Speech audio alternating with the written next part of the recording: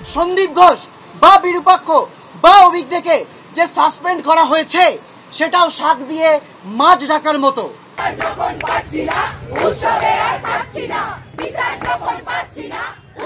রাজ্যের মুখ্যমন্ত্রী মমতা বন্দ্যোপাধ্যায় আমাদের এই পশ্চিমবঙ্গের বাসিন্দাদের বলেছেন, 1 মাস 1 দিন হয়ে গেছে, অনেক দিন হলো, এবার পুজোতে ফিরুন, উৎসবে ফিরুন।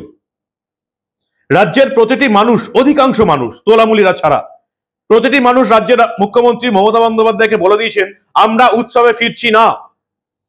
যতদিন না আমাদের বোনের বিচার হবে, শাস্তি হবে অপরাধীদের, ততদিন আমরা উৎসবে ফিরছি না। রাজ্যের প্রতিটি মানুষ মমতা বন্দ্যোপাধ্যায়ের এই উৎসবে ফেরার আমন্ত্রণকে একেবারে ঘৃণা ভরে প্রত্যাখ্যান করেছেন।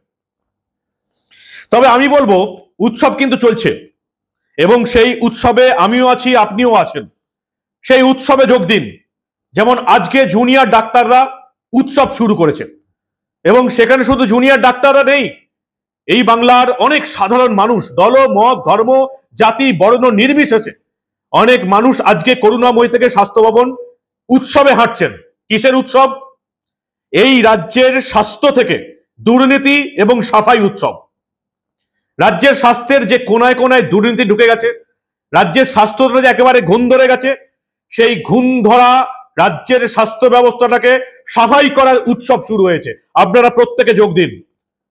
যারা মিছিলে হাঁটছেন তারা হাঁটছেন, যারা মিছিলে হাঁটছেন না তারা এই মিছিলের ছবি সোশ্যাল মিডিয়ায় ছড়িয়ে দিন, উৎসবে যোগ দিন। মমতা বন্দ্যোপাধ্যায় বলেছেন, রাজ্যের মুখ্যমন্ত্রীর কথা তো মানতেই হবে। আমরা এই উৎসবে আছি, সাফাই উৎসব। রাজ্যের স্বাস্থ্য দপ্তর থেকে যাবতীয় দুর্নীতি সাফাই হবে এবং সেই সাফাই উৎসব শুরু হয়েছে। আমাদের চাপে, আপনাদের প্রত্যেকের চাপে রাজ্যের স্বাস্থ্য ভবন আপাতত সাফাই উৎসব শুরু করতে বাধ্য হয়েছে, যেটা তারা 13 বছর ধরে যে জঞ্জালগুলো নিজেরাই তৈরি করেছে। এবং জুনিয়র ডাক্তারদের নিয়ে যে মিথ্যা রিপোর্ট মমতা বন্দ্যোপাধ্যায়ের স্বাস্থ্য দপ্তর সুপ্রিম কোর্টে চন্দ্রচূড়ের কাছে হাজির করে দিল, সেই মিথ্যা রিপোর্টের বিরুদ্ধেও সাফাই অভিযান শুরু হবে। আর কি কি হচ্ছে সবটা দেখাবো, আপনাদের শোনাবো।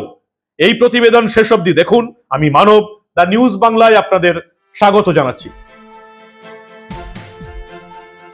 সাফাই অভিযান শুরু হয়েছে, উৎসব। আর এই উৎসবে আজকে মেতেছে জুনিয়র ডাক্তাররা এবং তার সঙ্গে অগণিত সাধারণ মানুষ পায়ে পা মিলিয়েছেন। মুখ্যমন্ত্রী বলেছিলেন না, অনেক হলো, এবার উৎসবে ফিরুন। উৎসবে ফিরলাম আমরা। সাফাই উৎসব। রাজ্যের স্বাস্থ্য দপ্তর থেকে সমস্ত দুর্নীতি এবং এই ভয়ের পরিবেশ থেকে সাফাই উৎসব। ইতিমধ্যেই টনক নড়ে গেছে রাজ্য স্বাস্থ্য দপ্তরের। তারা বুঝে গেছে এবার আর হবে না। এই আন্দোলনটা ধর্মতলার চিকেন স্যান্ডউইচ এবং বিদেশি চকলেট খাওয়া আন্দোলন নয়। এই আন্দোলন এত তাড়াতাড়ি থামবে না, থামতে পারে না। এটা জনগণের স্বতঃস্ফূর্ত আন্দোলন। আপাতত আরজিকর মেডিকেল কলেজ হাসপাতাল, যেখানে এই ভয়ঙ্কর কাণ্ডটা ঘটেছে, সেখান থেকে সাফাই অভিযান শুরু হলো। এর আগে আপনারা উত্তরবঙ্গ মেডিকেল কলেজে দেখেছেন, ন্যাশনাল মেডিকেল কলেজে দেখেছেন। কারা ভয়ের পরিবেশ তৈরি করছে, থ্রেট কালচারের সঙ্গে কারা যুক্ত আছে, তাদের নাম আপনারা পেয়েছেন। রাজ্যের স্বাস্থ্য দপ্তর একেবারে মূর্খের মতন আরজিকর মেডিকেল কলেজ হাসপাতালে 9ই আগস্ট কুচকাওয়াজ করতে আসবেন বলে এই থ্রেট কালচারের অধিকাংশ ডাক্তারের নাম নিজেরাই প্রকাশ্যে এনে দিয়েছে। আজকে এই আরজিকর মেডিকেল কলেজের 51 জন ডাক্তারের নাম উঠে এলো, যারা এই থ্রেট কালচার এবং ভয় দেখানোর পরিবেশ তৈরির সঙ্গে যুক্ত আছে।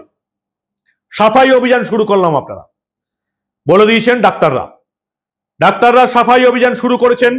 সেই সাফাই অভিযান উৎসবে যোগ দিয়েছেন সাধারণ মানুষ। আপনারাও স্বাস্থ্য দপ্তরের এই সাফাই অভিযান উৎসবে যোগ দিন। মুখ্যমন্ত্রী বলেছেন না উৎসবে যোগ দিতে, আসুন স্বাস্থ্য দপ্তর সাফাই করি। জুনিয়র ডাক্তাররা শুরু করেছেন। কি হলো এই 51 জনকে নিয়ে? আরজিকরের এই 51 জন চিকিৎসক হাসপাতালের তদন্ত কমিটির নজরে। আরজিকর মেডিকেল কলেজের অধ্যক্ষের অফিস থেকে বিজ্ঞপ্তি জারি করে এই অভিযোগের কথা জানানো হয়েছে। স্পেশাল কাউন্সিল বৈঠকে বিষয়টি উত্থাপিত করেন রেসিডেন্ট ডক্টর অ্যাসোসিয়েশনের সদস্যরা। এর আগে আপনারা দেখেছেন উত্তরবঙ্গ এবং বর্ধমান মেডিকেল কলেজের পর প্রকাশ্যে এলো ন্যাশনাল মেডিকেল কলেজের পর প্রকাশ্যে এলো আরজিকর মেডিকেল কলেজের হুমকি সংস্কৃতির। হাসপাতালে ভয় দেখানোর পরিবেশে সরব চিকিৎসকদের একাংশ। 51 জনের নামের তালিকা তৈরি হয়েছে এবং এই 51 জন ডাক্তার যাদের বিরুদ্ধে অভিযোগ উঠেছে তাদেরকে অকর্মণ্য ঘোষণা করে এবার এদিকে সাসপেন্ড করে দেওয়ার প্রক্রিয়া শুরু হয়েছে। সাবধান হয়ে যান বাকি হাসপাতালের ডাক্তাররা। এই থ্রেট কালচার, ভয় দেখানোর পরিবেশ শুধুমাত্র টিএমসিবি করলাম বলে নাম্বার বেড়ে গেল, এসব আর চলছে না, চলবেও না। দিন পরিবর্তনের সময় এসে গেছে, জুনিয়র ডাক্তাররা সেই দিন পরিবর্তনের সময় শুরু করেছেন। আমরা কথা বলেছিলাম এই আন্দোলনের প্রথম থেকে যিনি আছেন সেই বিশেষজ্ঞ ডক্টর সুবর্ণ গোস্বামীর সঙ্গে। স্পেসিফিক প্রশ্ন ছিল, ডাক্তাররা কি স্বাস্থ্যে সাফাই অভিযান শুরু করেছেন? আপনারা কি এই যে জুনিয়র ডাক্তাররা যেটা বলছে মমতা বন্দ্যোপাধ্যায় বিচারপতি চন্দ্রচূড়কে একেবারে ফেক মিথ্যা রিপোর্ট দিয়েছেন, তার বিরুদ্ধে কি করবেন? স্পেসিফিক প্রশ্ন ছিল। বিকাল 5টায় জুনিয়র ডাক্তারদের কাজে যোগ দিতে হবে, সুপ্রিম কোর্টের নির্দেশ, মমতা বন্দ্যোপাধ্যায়ের নির্দেশ, এর বিরুদ্ধে কি ভাবছেন? 3টে স্পেসিফিক প্রশ্ন। কি বলছেন ডক্টর সুবর্ণ গোস্বামী, শুনুন আপনারা। এবার কি তাহলে ডাক্তারদের মানে স্বাস্থ্য সাফাই অভিযান শুরু হচ্ছে? একদমই তাই। আমরা দীর্ঘদিন ধরেই স্বাস্থ্য দপ্তরের নানান অনাচার, অবিচার এবং যে এখানে যে অপরাধ চক্র তারা নিয়ন্ত্রণ করছে স্বাস্থ্য দপ্তরকে, এই অভিযোগ আমরা দীর্ঘদিন ধরে করে আসছি চিকিৎসক সংগঠনগুলো। এই অভয়ার ধর্ষণ এবং খুনের পরে সেগুলি আরো সামনে ব্যাব্রু হয়ে গেছে। শুধু চিকিৎসক সংগঠন না, এখন এগুলো মানুষের দাবিতে পরিণত হয়েছে। ফলে চিকিৎসক সমাজ, জুনিয়র ডাক্তার বলুন, সিনিয়র ডাক্তার বলুন, যতগুলি সংগঠন দেখছেন সবাই আজ ঐক্যবদ্ধ এবং সাধারণ মানুষ তারাও যে আমাদের এই দাবিগুলির সঙ্গে তারা র্যালি করছেন, তারা একসাথে পা মেলাচ্ছেন, কণ্ঠ মেলাচ্ছেন। ফলে সমগ্র সমাজের স্বার্থে, শুধুমাত্র চিকিৎসকদের ক্ষুদ্র স্বার্থ নয়, এটা সমাজের স্বার্থে। কারণ স্বাস্থ্য সবাইকে, সবার প্রত্যেকটা নাগরিক, প্রত্যেকটা মানুষ তাদের যে স্বাস্থ্য কেমন থাকবে, তাদের স্বাস্থ্য ব্যবস্থায় এই দুর্নীতি থাকবে কিনা, এই অপরাধ চক্রটা এই স্বাস্থ্য ব্যবস্থাটাকে চালাবে কিনা, প্রত্যেকের এটা শিরোপীড়া কারণ। সেই জন্য আমরা যেটা সাধারণ মানুষকে সঙ্গে নিয়ে আমরা আজকে স্বাস্থ্য ভবন অভিযানের ডাক দিয়েছি। আমরা সেখানে যাব, স্বাস্থ্য সচিব, স্বাস্থ্য শিক্ষা অধিকর্তা, স্বাস্থ্য অধিকর্তা সকলের পদত্যাগ দাবি করছি এবং যে স্বাস্থ্য দপ্তর থেকে অপরাধ চক্রের হাত ওঠানোর জন্য আমরা যতদূর যেতে হয় ততদূর যাব। কিন্তু জুনিয়র ডাক্তারদের তো আজকে বিকাল 5টা অবধি ডেডলাইন, সুপ্রিম কোর্ট এবং মমতা বন্দ্যোপাধ্যায়ের। জুনিয়র ডাক্তাররা তার জবাব ইতিমধ্যেই দিয়েছেন। আমরা যারা সিনিয়র ডাক্তারদের সংগঠন, আমরা তাদের সেই যে ডাক সেটাকে সমর্থন করছি। সুবর্ণদা, এই শেষ একটা প্রশ্ন। আমরা দেখলাম যে সুপ্রিম কোর্টে কপিল সিব্বল রাজ্য স্বাস্থ্য দপ্তরের রিপোর্ট পড়লেন এবং সেখানে 23 জন মানুষের মৃত্যু, লক্ষ মানুষ নাকি চিকিৎসা পাচ্ছেন না, অথচ জুনিয়র ডাক্তাররা বলছেন যে এটা একদম সর্বৈব মিথ্যা রিপোর্ট। একদমই তাই, অসংখ্য ভুল আছে তাতে। আমাদের পরের দিনের যে শুনানি হবে সেখানে আমাদের আইনজীবীরা তথ্য দিয়ে ওটাকে ভুল প্রমাণ করে দেবেন। ইতিমধ্যে জুনিয়র ডাক্তারদের স্বাস্থ্য ভবন অভিযান শুরু হয়েছে। করুণাময়ী থেকে স্বাস্থ্য ভবন যাচ্ছেন তারা। শুধু জুনিয়র ডাক্তাররা নেই, অগণিত সাধারণ মানুষ জুনিয়র ডাক্তারদের সঙ্গে পায়ে পা মিলিয়েছেন এবং পরিষ্কার বুঝিয়ে দেওয়া হয়েছে মমতা বন্দ্যোপাধ্যায় সরকারকে, শুধু মমতা বন্দ্যোপাধ্যায় সরকারকেই নয়, যারা সুপ্রিম কোর্টে গিয়ে জুনিয়র ডাক্তারদের আন্দোলন তুলে দিয়ে মমতা বন্দ্যোপাধ্যায় সরকারকে রেহাই দেওয়ার ব্যবস্থা করলেন, তাদের বিরুদ্ধেও সরব হয়েছেন এই রাজ্যের সাধারণ মানুষ এবং জুনিয়র ডাক্তাররা। বিচারপতি চন্দ্রচূড়ের ডিভিশন বেঞ্চকে পরিষ্কার বুঝিয়ে দেওয়া হয়েছে, শুধুমাত্র ডাক্তারদের আন্দোলন তুলে দেওয়ার নির্দেশ দিলে এই আন্দোলন থামবে না। পুলিশের বিরুদ্ধে রিপোর্ট কোথায়? পুলিশের বিরুদ্ধে ব্যবস্থা কোথায়? হাসপাতাল কর্তৃপক্ষের বিরুদ্ধে ব্যবস্থা কোথায়? সিবিআই এতদিন ধরে তদন্ত করছে, তাদের বিরুদ্ধে ব্যবস্থা কোথায়? শুধু জুনিয়র ডাক্তারদের আন্দোলন তুলে নেব কপিল সিব্বলের কথায়, এই জিনিসটা আর চলবে না এই বাংলায়। এক ঝলক দেখে নিন আজকে জুনিয়র ডাক্তারদের আন্দোলন, সাধারণ মানুষের আন্দোলন এবং কি বলছেন জুনিয়র ডাক্তাররা, ছোট্ট করে দেখুন।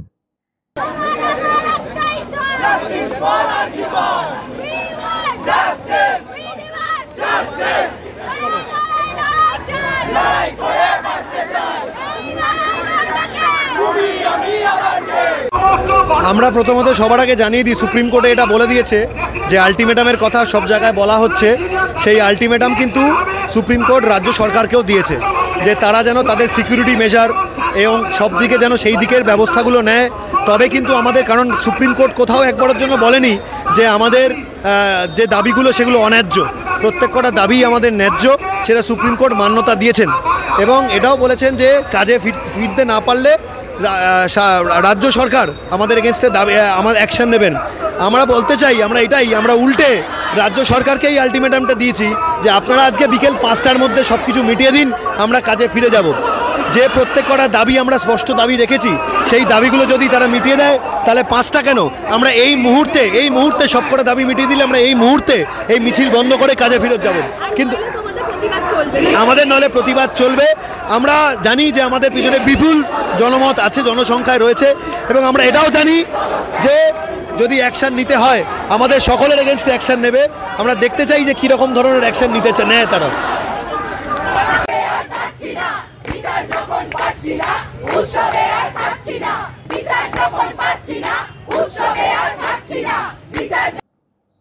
হ্যাঁ, আমরা উৎসবে মেতেছি। মুখ্যমন্ত্রী মমতা বন্দ্যোপাধ্যায় আমাদেরকে উৎসবে ফিরতে বলেছেন, আমরা উৎসবে ফিরেছি।